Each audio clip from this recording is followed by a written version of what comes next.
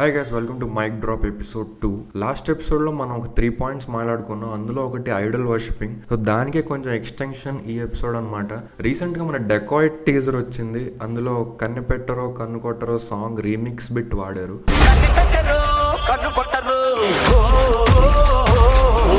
అది చాలా బాగుందని అందరూ ప్రేజ్ చేసి అందరూ చాలా ఎక్సైట్ అయ్యారు. బట్ నేను అబ్జర్వ్ చేసింది ఏంటంటే అందరూ అడివిసేషన్ ప్రేజ్ చేశారు. ఇన్స్టాలో కానీ ట్విట్టర్లో కానీ అందరూ అడివిసేషన్ ట్యాగ్ చేసి వా సూపర్ అన్న, అసలు ఏం మ్యూజిక్ చాయిస్ అన్న, ఆ రీమిక్స్ ఏంటన్నా, ఇదన్నా అదన్నా. ఇది నేను చిన్నప్పటి నుంచి చూస్తున్నా. సడన్ గా నాకు హిట్ అయిందనమాట.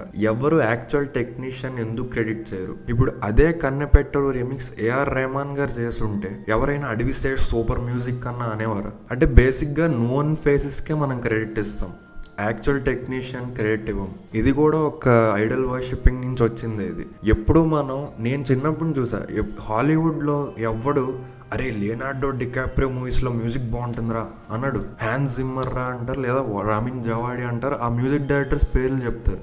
నాకు వీళ్ళిద్దరు పేర్లే తెలుసు కాబట్టి చెప్పా. ఆ మ్యూజిక్ డైరెక్టర్స్ని క్రియేట్ చేస్తారు, సినిమాటోగ్రాఫర్ని క్రియేట్ చేస్తారు, క్రిస్టోఫర్ నోలన్ స్క్రిప్టరా అంటారు. అన్నీ తీసుకెళ్ళి లియోనార్డో డికాప్రియోకి ఎవరు అటాచ్ చేయరు, మనం చేస్తాం. మన పేరెంట్స్ నుంచి కూడా చూసాం చిన్నప్పటి నుంచి. అరే చిరంజీవి సినిమాల్లో పాటలు బాగుంటాయి, అరే బాలకృష్ణ సినిమాల్లో పాటలు బాగుంటాయి. ఎవరు పాటలు కొట్టింది? ఎవరు అప్రూవ్ చేసింది? ఎవరు లిరిక్స్ రాసింది? ఎవరు మ్యూజిక్ చేసింది? ఎవరు డబ్బులు ఎవరు పెట్టారు? సో ఇదే మీరు నేనింతే సినిమాలో చూస్తే ఒక క్లిప్ ఉంటుంది. సినిమా ఫంక్షనింగ్ సరిగా లేదండి. ఐదర్ హీరో చేతిలో అయినా ఉంటుంది, లేదా డైరెక్టర్ చేతిలో అయినా ఉంటుంది. ఇక్కడ కూడా హాలీవుడ్ లో లాగా ప్రొడక్షన్ వాల్యూస్ పెరగాలి. ఎవ్రీథింగ్ కంపెనీ కంట్రోల్లో ఉండాలి, కార్పొరేట్ స్టైల్లో ఉండాలి. మనీ ట్రాన్సాక్షన్ మోర్ వైట్ లో జరగాలి. సో అందుకే విజనరీ పూరి అనేది ఆయన అప్పుడే చెప్పాడు, హాలీవుడ్ లో లాగా మనం ఇక్కడ ఒక కమర్షియలైజ్ చేయాలి, ఒక సిస్టమ్ లా పెట్టాలి, అంతా ప్రొడక్షన్ హౌస్ కంట్రోల్లో వెళ్ళాలి, అప్పుడే అంతా డీసెంట్రలైజ్ అవుతుందని. సినిమా ఫేస్ అయిన హీరోయే, సినిమాలో ఏం జరిగినా అదంతా హీరో క్రెడిటే, హీరో వల్లే. హీరోయే కనిపిస్తాడు, హీరోనే పెడతాం కూడా అక్కడ. But actual technician never gets the deserved credit. So అది నా పాయింట్ ఈ రీల్కి.